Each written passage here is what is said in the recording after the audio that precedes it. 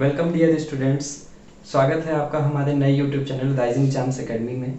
इस चैनल में हम आपके लिए लाए हैं क्लास 6 से क्लास 12 तक के लिए ऑनलाइन लेक्चर्स। ठीक है, इसमें आपको मेनली साइंस स्ट्रीम के बच्चों को हेल्प मिल जाएगी। क्लास 6 से क्लास 12 तक फिजिक्स, केमिस्ट्री, मैथमेटिक्स, ये इन सभी का आपको लेक्चर्स मिलता रहेगा। ठीक है, और आप इसके हेल्प से अपनी पढ़ाई को कंटिन्यू कर सकते हैं। अब हम अपने बारे में बताते हैं। Myself Shridhar Dwivedi, post graduated in mathematics, और मैं यहाँ पे आपको क्लास 12 मैथमेटिक्स का क्लास लूँगा और वो रहेगा आपका सीबीएसई बोर्ड का। ठीक है, तो पहले सबसे पहले हम डिस्कस करेंगे कि उसका सिलेबस क्या है। पहले सिलेबस के बारे में थोड़ा जान लेते हैं, फिर उसके बाद एक एक करके उसको हम कवर करते रहेंगे। तो सबसे पहला आपके पास चैप्टर मिलेगा आपको रिलेशन एंड फंक्शंस।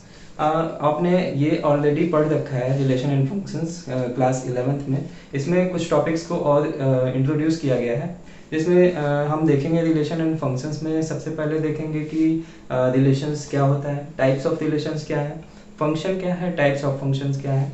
फिर उसके बाद इसमें जो नया टॉपिक्स थोड़ा इंट्रोड्यूस है वो है आपका इन्वर्टिबल फंक्शन। जैसे कि कोई भी फंक्शन इन्वर्टिबल है या नहीं है, अगर है तो उसको हम उस फंक्शन के इन्वर्स को हम कैसे फाइंड करेंगे, ये यहाँ पे देखना है। फिर कंपोजिशन ऑफ फंक्शन देखेंगे कि फंक्शंस, कंपोजिट फंक्शंस क्या होते हैं, कैसे किसी दो फंक्शंस का हम कंपोजिशन फाइंड करेंगे। ठीक है, और लास्ट में एक टॉपिक और है इसमें, वो है आपका बाइनरी ऑपरेशन। बाइनरी ऑपरेशन देखेंगे उसमें कि बाइनरी ऑपरेशन क्या होता है। ठीक है, उसको हम कैसे अप्लाई करेंगे, कैसे उसके क्वेश्चंस को सॉल्व करेंगे, सभी हम देखेंगे इसको जब रिलेशन फंक्शन सभी स्टार्ट किया जाएगा तब। दूसरा चैप्टर है inverse trigonometric function. Inverse trigonometric function आपके लिए बिल्कुल ही नया होगा। आपने ऑलरेडी ट्रिग्नोमेट्रिक रेशियोज के बारे में पढ़ा हुआ है। ठीक है, तो यहाँ पे देखेंगे इनवर्स ट्रिग्नोमेट्रिक फंक्शंस क्या होते हैं। ठीक है, ये आपका यहाँ पे सब डिस्कस किया जाएगा, सभी तरह के इसके क्वेश्चंस देखे जाएंगे। ठीक है, थर्ड चैप्टर आता है मैट्रिसेस। मैट्रिसेस में क्या है, मैट्रिसेस में हमको क्या पढ़ना है, मैट्रिसेस क्या होता है। ठीक है, टाइप्स ऑफ मैट्रिसेस क्या है, उस पे ऑपरेशंस ऑफ मैट्रिसेस हम देखेंगे। ठीक है, और उसमें देखेंगे कि ट्रांसपोज ऑफ मैट्रिक्स कैसे फाइंड करते हैं, और सिमेट्रिक और स्क्यू सिमेट्रिक मैट्रिसेस क्या होगा, ये सभी चीज़ हमको इसमें देखना है। ठीक है, उसके बाद आता है डिटर्मिनेंट। और भी कुछ टॉपिक्स हैं इसमें, सभी चीज़ हम जब मैट्रिसेस स्टार्ट करेंगे तो उसको देखते रहेंगे। फिर आता है डिटर्मिनेंट्स। ये भी मैट्रिसेस से मिलता जुलता ये चैप्टर है, मतलब इससे रिलेटेड ही है। ठीक है, और इसमें हम देखेंगे कि डिटर्मिनेंट्स क्या होता है, कैसे हम डिटर्मिनेंट्स को फाइंड करते हैं। ठीक है, और सबसे इम्पॉर्टेंट चीज़ ये है कि आपको देखने को मिलेगा कि हम डिटर्मिनेंट की हेल्प से ट्राइंगल की एरिया भी फाइंड कर सकते हैं। अभी तक आपने एरिया फाइंड किया होगा half base into height, Heron's formula, ये कॉमनली यही यूज़ करके फाइंड किया जाता है। लेकिन यहाँ पे थोड़ा इंटरेस्टिंग है कि हम डिटर्मिनेंट्स के हेल्प से हम एरिया ऑफ ट्राइंगल फाइंड कर सकते हैं। ठीक है, फिर आगे उसमें देखेंगे कि माइनस क्या होते हैं, कोफैक्टर्स क्या होते हैं। ठीक है, और ये मैट्रिसेस और डिटर्मिनेंट्स के कुछ एप्लीकेशंस देखेंगे, और भी बहुत सारे टॉपिक इसमें मिलेंगे। ठीक है, नेक्स्ट आता है कंटिन्यूटी एंड डिफरेंशियबिलिटी। यहाँ से आपका कैलकुलस स्टार्ट है, चैप्टर 5 टू चैप्टर 9। ठीक है, चैप्टर 5 टू चैप्टर 9 ये आपका कैलकुलस सबसे इम्पॉर्टेंट, सबसे गेनिंग चैप्टर है सीबीएसई बोर्ड में। आपको यहाँ से अब न्यू सीबीएसई जो पैटर्न है वहाँ पे आपको मिल जाएगा यहाँ से 35 मार्क्स, नियर अबाउट 45% के आसपास मार्क्स आप इन्हीं कैलकुलस को कवर करके गेन कर सकते हैं, जो कि बहुत ही बड़ी बात है। तो कैलकुलस में सबसे पहला चैप्टर है कंटिन्यूटी एंड डिफरेंशियबिलिटी। हम लोग ऑलरेडी फंक्शंस के बारे में जान जाएंगे यहाँ पे फर्स्ट चैप्टर में ही। उसके बाद हम देखेंगे कंटिन्यूटी एंड डिफरेंशियबिलिटी में कि कोई भी फंक्शन कंटिन्यूअस कहाँ पे है, कंटिन्यूअस है या नहीं है। ठीक है तो किस इंटरवल में है, कैसे है। फिर डिफरेंशियबिलिटी देखेंगे फंक्शंस की, फंक्शन डिफरेंशिएबल है या नहीं है। ठीक है, फिर उसके बाद हमको देखना है कई सारे फंक्शंस के डिफरेंशिएशन फाइंड करना है, first order differentiation, second order differentiation, ये सभी चीज़ हम इस कंटिन्यूटी एंड डिफरेंशियबिलिटी में देखेंगे। एप्लीकेशन ऑफ डेरिवेटिव्स, यहाँ पर डिफरेंशियबिलिटी और कंटिन्यूटी एंड डिफरेंशियबिलिटी में हम दो थ्योरम्स भी पढ़ेंगे, एक रोल्स थ्योरम और एक मीन वैल्यू थ्योरम। दोनों देखेंगे जब ये चैप्टर स्टार्ट किया जाएगा। फिर इंटीग्रेशन है। इंटीग्रेशन कई सारे फंक्शन को हम इंटीग्रेट कैसे करेंगे, जैसे by partial fraction, integration by part, ये सभी चीज़ इसमें देखेंगे, कई सारे फार्मूले इसमें हैं, फार्मूले के हेल्प से हम इजीली किसी भी फंक्शन को इंटीग्रेट कर सकते हैं। फिर एप्लीकेशन ऑफ इंटीग्रल्स में सबसे main area between two curves, मतलब हम दो कर्व्स के बीच में कैसे एरिया फाइंड कर सकते हैं, ठीक है। और यहाँ एप्लीकेशन ऑफ इंटीग्रल सिर्फ यहीं तक नहीं है, आगे और भी है, बहुत सारे एप्लीकेशंस हैं इंटीग्रल्स के, लेकिन हमको इस क्लास 12 में सिर्फ एरिया फाइंड करना है दो कर्व्स के बीच में, ठीक है। फिर आता है डिफरेंशियल इक्वेशन। डिफरेंशियल इक्वेशन देखेंगे, डिफरेंशियल इक्वेशन भी इसमें डिफरेंशियल इक्वेशन में आपका इंटीग्रेशन भी यूज होगा, डिफरेंशिएशन भी होगा, यूज होगा, सभी चीज़ यूज होंगे यहाँ पे। और डिफरेंशियल इक्वेशन क्या होता है, कैसे इसको सॉल्व करते हैं, कितने तरीके से सॉल्व करते हैं, वेरिएबल सेपरेबल के मेथड से, होमोजीनियस डिफरेंशियल इक्वेशन क्या होता है, लीनियर डिफरेंशियल इक्वेशन क्या होगा, सभी चीज़ देखा जाएगा जब हम डिफरेंशियल इक्वेशन को स्टार्ट करेंगे। उसके बाद आता है वेक्टर अलजेब्रा। वेक्टर अलजेब्रा हम लोग ऑलरेडी ये भी पढ़ चुके हैं, फिजिक्स में भी आप लोगों ने पढ़ा होगा वेक्टर अलजेब्रा, वेक्टर्स के बारे में क्या होगा, क्या होता है वेक्टर्स, क्या होते हैं, और addition of two vectors, multiplication, ये सभी चीज़ इसमें देखेंगे, डॉट प्रोडक्ट, क्रॉस प्रोडक्ट, ये सभी चीज़ इसमें देखना है।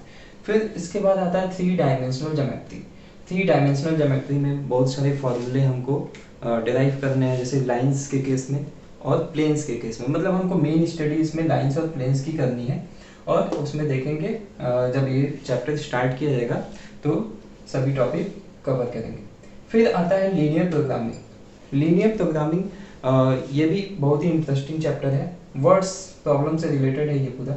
और लीनियर प्रोग्रामिंग में जैसे हम फंक्शंस को क्या करेंगे, जो ऑब्जेक्टिव फंक्शन होगा, पहले हम ऑब्जेक्टिव फंक्शन को बनाएंगे, सब्जेक्ट टू कांस्टेंट देखेंगे, फिर ऑब्जेक्टिव फंक्शन को मैक्सिमाइज या मिनिमाइज करने का क्वेश्चन में दिया होगा, हम क्वेश्चन के अकॉर्डिंग फंक्शन को मैक्सिमाइज या मिनिमाइज करके देखेंगे। कई सारे क्वेश्चन में आपको ये नहीं दिया रहता है कि हम फंक्शन को मैक्सिमाइज करें या मिनिमाइज, ये आपको खुद सोचना है। जैसे अगर फॉर एग्जांपल अगर प्रॉफिट हो रहा है तो कोई भी ये नहीं चाहेगा कि हमारा प्रॉफिट कम हो जाए, तो ऑब्वियसली अगर प्रॉफिट का केस होगा तो हम फंक्शन को मैक्सिमाइज ही करेंगे। और वही बात आती है लॉस की, तो कोई नहीं चाहेगा कि हमारा लॉस हो, तो हम उस केस में फंक्शन को, लॉस के केस में इस फंक्शन को हम मिनिमाइज करेंगे। फिर आता है प्रोबेबिलिटी।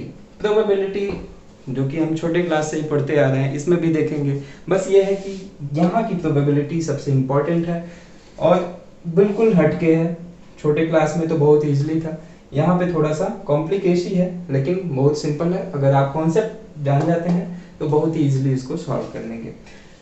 तो यहाँ पे मैंने मार्क्स लिखा हुआ है, जैसे रिलेशन एंड फंक्शंस का वेटेज क्या है 8 मार्क्स, और मैट्रिसेस एंड डिटर्मिनेंट्स को देखा जाए तो ये 10 मार्क्स का है। फिर आते हैं कैलकुलस पे, जो कि सबसे गेनिंग, मैंने पहले ही बताया 35 मार्क्स हम इससे गेन कर सकते हैं, और साथ ही साथ वेक्टर एंड थ्योरी भी अच्छा खासा इसमें मार्क्स है। 14 मार्क्स में 14 मार्क्स वेक्टर और थ्योरी से ही है। तो ये सभी मार्किंग स्कीम मैंने लिखा है। लीनियर प्रोग्रामिंग से 5 मार्क्स का क्वेश्चन, ये न्यू सीबीएसई पैटर्न के हिसाब से है, और प्रोबेबिलिटी से 8 मार्क्स का, तो टोटल आपको 80 मार्क्स का थ्योरी होगा और प्लस 20 मार्क्स के असेसमेंट होंगे, ठीक है। तो ये सभी चीज, और एक और चीज कि सीबीएसई जो है कई सारे चैप्टर्स को, ये कोरोना पेंडेमिक जो है उसके वजह से कई सारे जो टॉपिक्स हैं उसको रिड्यूस कर दिया है, लेकिन हम यहाँ पे कोई भी टॉपिक रिड्यूस नहीं करेंगे, हम सभी टॉपिक्स को कवर करेंगे, क्योंकि जो भी टॉपिक्स रिड्यूस किए गए हैं तो वो ऐसा नहीं है कि आपको पढ़ना ही नहीं है, क्योंकि वो बहुत ही इंपॉर्टेंट होगा। जब आप कोई भी कॉम्पिटिटिव एग्जाम देंगे तो उसमें वो टॉपिक आएगा, तो इस वजह से हम यहाँ पे कोई भी टॉपिक जो है वो रिड्यूस करके नहीं पढ़ाएंगे, हम टोटल कवर करेंगे। तो ठीक है, आज हम स्टार्ट करेंगे चैप्टर 1 जो कि है रिलेशंस एंड फंक्शंस। तो रिलेशंस एंड फंक्शंस जानने के लिए पहले कुछ हमको टॉपिक्स जानना पड़ेगा, जो कि ये मैंने लिखा हुआ है, ये इंपॉर्टेंट टॉपिक्स हैं रिलेशंस एंड फंक्शंस को जानने के लिए। सबसे पहला टॉपिक क्या है, सेट्स। तो छोटे क्लास से भी पढ़ते आ रहे हैं हम लोग, सेट्स क्या होता है, a well defined collection of distinct objects. For example कई सारे आपने सेट्स पढ़े हैं, set of natural numbers, set of whole numbers, set of integers, set of rational numbers, set of irrational numbers, और सबसे main set of real numbers भी आपने पढ़ा है। तो सेट्स पे मैं बहुत ही ज़्यादा टाइम नहीं दे रहा हूँ क्योंकि ये बेसिक चीज़ है। उसके बाद है सबसेट्स। सबसेट्स क्या होगा, कोई सेट दूसरे सेट का सबसेट होगा या नहीं होगा वो देखते हैं। कि फॉर एग्जांपल से पहले समझते हैं, अगर सेट ए है जिसमें 3 एलिमेंट्स हैं 1 2 3, ये सेट ए दिया हुआ है, और सेट बी इसमें हमारे एलिमेंट्स हैं 1 2 3 4 एंड 5। सेट्स ए में 1 2 3 एलिमेंट्स हैं, सेट बी में 1 2 3 4 5 एलिमेंट्स हैं। तो हम जानते हैं कि कोई सेट दूसरे सेट का सबसेट कब होगा, जब इस सेट के सभी एलिमेंट अगर इस सेट में कंटेन करें, लाई करें, तो हम इस सेट को कहेंगे सबसेट ऑफ दिस सेट। अगर ऐसा होता है तो हम सबसेट कहेंगे, अगर नहीं होगा तो नहीं कहेंगे। तो फॉर एग्जांपल यहाँ पे 1 2 3 ए में भी है एंड 1 2 3 सेट बी में भी है, तो यहाँ पे हम क्या कहेंगे कि जो सेट ए है वो सबसेट होगा किसका, बी का। और सबसेट का साइन क्या होता है, सबसेट को ऐसे रिप्रेजेंट करते हैं, ठीक है। ये प्रॉपर सेट है, इम्प्रॉपर में यहाँ पे इक्वलिटी भी आ जाती है, ठीक है। तो यहाँ पे नहीं आएगा, यहाँ पे क्या है, set A is a subset of set B. क्या यहाँ पे सेट बी सबसेट होगा या सेट ए का या नहीं, ये भी देखते हैं। बी में ऑलरेडी 4 5 एलिमेंट एक्स्ट्रा है जो कि सेट ए में नहीं है, इस वजह से बी जो है वो सेट ए का सबसेट नहीं होगा। B is not subset of set A, ये नॉट सबसेट ऑफ का साइन है। इसके बाद उम्मीद है सबसेट समझ में आ गया होगा। ये सब बेसिक चीजें हैं, आपको क्लास 11th में जो लेक्चर अभी कल परसों में कल लगभग अपलोड हो जाएगा, उसमें पहला चैप्टर ही है आपका सेट थ्योरी, ठीक है। तो वहां पे आप इसको और डिटेल में पढ़ सकते हैं। फिर नेक्स्ट टॉपिक है ऑर्डर्ड पेयर। ऑर्डर पेयर, ये भी आपको पता है ऑर्डर पेयर क्या होता है, ठीक है। आपने पढ़ा होगा कार्टेशियन कोऑर्डिनेट सिस्टम, आपने पढ़ रखा है इसको, कार्टेशियन कोऑर्डिनेट सिस्टम, जिसमें ये एक्स एक्सिस, ये वाई एक्सिस, ठीक है, जल्दी बड़ा वाई बन गया और ये ओरिजिन, ठीक। एक्स एक्सिस, वाई एक्सिस और यहाँ पे इसके इंटरसेक्शन ओरिजिन। यहाँ पे कोई भी पॉइंट्स अगर हमको मिलता है, कोई भी पॉइंट अगर मिलता है तो वो आपने देखा होगा कि इस फॉर्म में मिलता है x, y, जिसमें हम x को क्या कहते हैं, नाम देते हैं एब्सिसा, y को ऑर्डिनेट कहते हैं और इसको हम कहते हैं कोऑर्डिनेट। तो ये कुछ नहीं, ये है क्या, ऑर्डर पेयर है। हम अगर किसी भी नंबर्स को कॉमा के साथ सेपरेट करके लिख देते हैं, ये स्मॉल ब्रैकेट में, तो उसको हम क्या कहते हैं, ऑर्डर पेयर। तो यहाँ पे हमको यही ऑर्डर पेयर यूज करना है, यही ऑर्डर पेयर पढ़ना है। ऑर्डर पेयर इंपॉर्टेंट है रिलेशन एंड फंक्शंस के लिए। फॉर एग्जांपल 1, 3 ये भी एक ऑर्डर पेयर है, ठीक है। a, 1, ए हम कोई अल्फाबेट ले लिए और यहाँ पे 1 कोई नंबर है, इंटीजर है, ये भी ऑर्डर पेयर है। a, b यहाँ पे दोनों अल्फाबेट है, ये भी ऑर्डर पेयर है, ठीक है। e, √2 ये भी ऑर्डर पेयर है। तो ऑर्डर पेयर कोई भी दो नंबर्स को हम स्मॉल ब्रैकेट में सेपरेट करते हैं कॉमा के साथ, वो क्या कहता है, ऑर्डर पेयर कहलाता है। नेक्स्ट टॉपिक है कार्टेशियन प्रोडक्ट ऑफ सेट्स, सबसे इंपॉर्टेंट टॉपिक रिलेशंस के लिए, कार्टेशियन प्रोडक्ट ऑफ सेट्स। दो सेट के कार्टेशियन प्रोडक्ट हम कैसे फाइंड करेंगे, ये सभी टॉपिक्स हैं आपके class 11 first chapter set theory के, लेकिन मैं यहाँ पे बता रहा हूँ क्योंकि इन सभी टॉपिक्स का यहाँ पे यूज है। Cartesian product of sets. तो कार्टेशियन प्रोडक्ट, अगर कोई दो सेट है P and Q, if P and Q are two non-empty sets,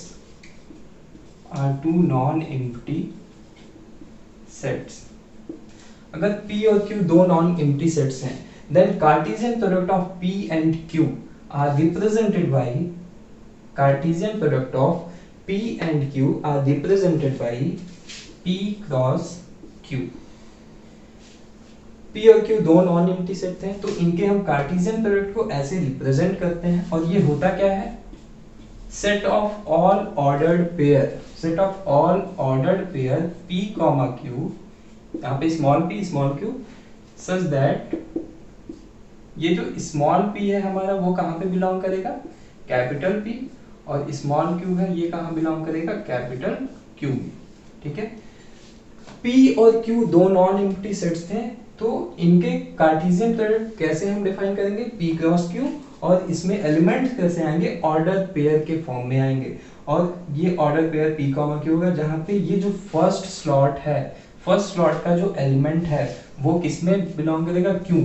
क्यों, क्योंकि यहाँ पे पहले P है और यहाँ पे Q है, तो ये जो फर्स्ट स्लॉट का एलिमेंट वो इस यहाँ से बिलोंग करेगा, और ये जो सेकंड वाला है वो यहाँ से बिलोंग करेगा। ये इंपॉर्टेंट है, इसको भी हम एग्जांपल से देखते हैं। फॉर एग्जांपल,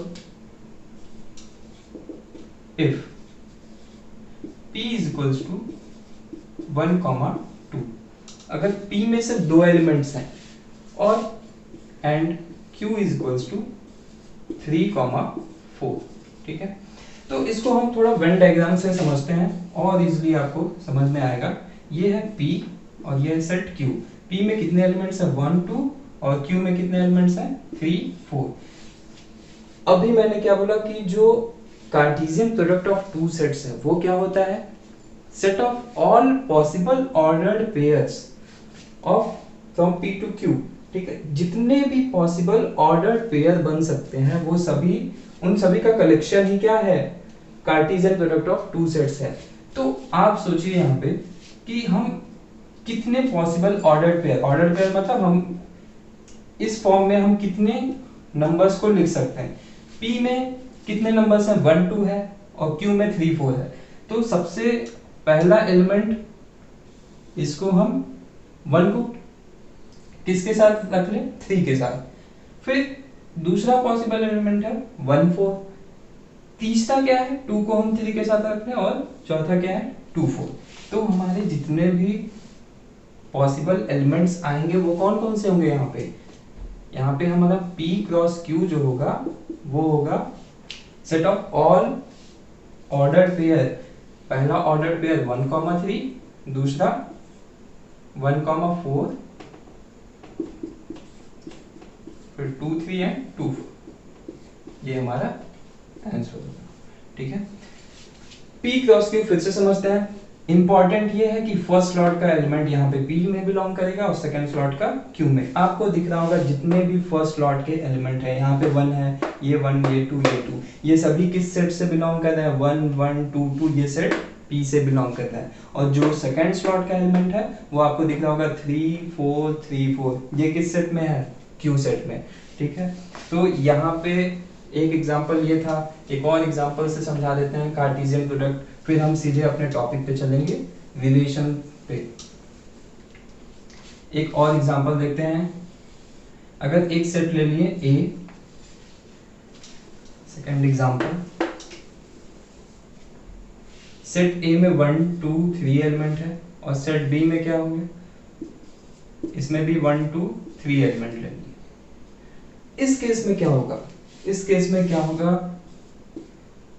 कितने पॉसिबल ऑर्डर पेयर बन सकते हैं 1 से, 1, 1, 1, 2, 1, 3, 2, 1, 2, 2, 2, 3, सिमिलरली 3, 1, 3, 2 एंड 3, 3। तो यहाँ पे हमारा A क्रॉस B क्या हो जाएगा, A cross B is equals to 1, 1, 1, 2, 1, 3, 2, 1, 2, 2, 2, 3, similarly 3, 1, 3, 2, 3, 3। ये हमारे पॉसिबल ऑर्डर पेयर्स हैं, और यही क्या होगा हमारा Cartesian product of A cross B। और आपने ऑलरेडी ये भी पढ़ा हुआ है क्लास 11th में कि कितने टोटल नंबर्स ऑफ एलिमेंट्स होंगे A क्रॉस B में।